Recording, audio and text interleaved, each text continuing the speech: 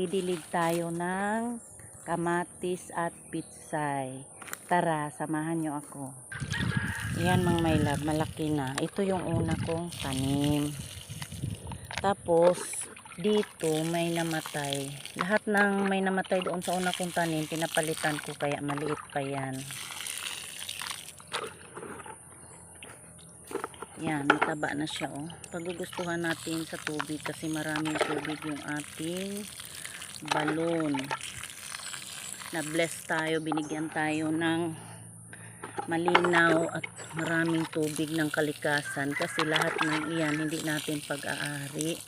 Kaya pag naghuhukay tayo, hihingiin natin yung kailangan natin. Tapos mayroon pala ako ditong talong. Ilang puno lang itong talong ko kasi binigay lang ito sa atin mga my love. Papabungahin natin para magkaroon tayo ng sarili nating similya. Yan, bagong tanim ko rin ito mga my love. Lalaki yan. Pag naka-recover na yan, lagyan natin siya ng abono para tumaba. Yan. Bagong tanim.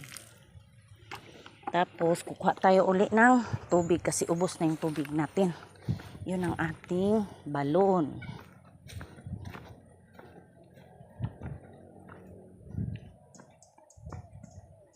Ayan. Kita nyo, malalim. Maraming tubig. Ayan.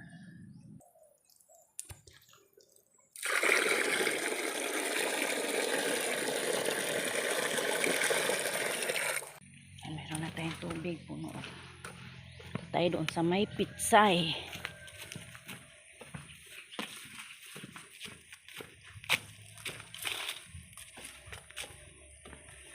Ayan. Ito ang ating pitsay. Ayan. Ayan ang pitsay natin mga my love.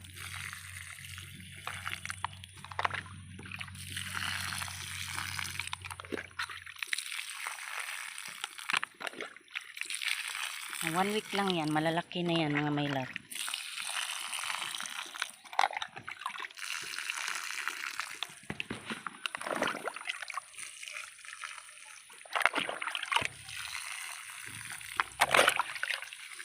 Pagustuhan natin ng tubig para hindi sila malamta kasi mainit ngayon.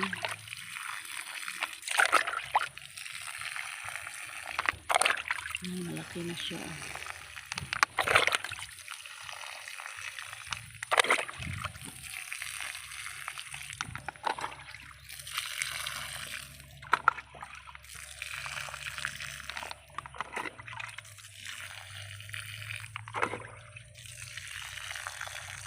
Marami pa yan siya mga my love hanggang doon sa taas.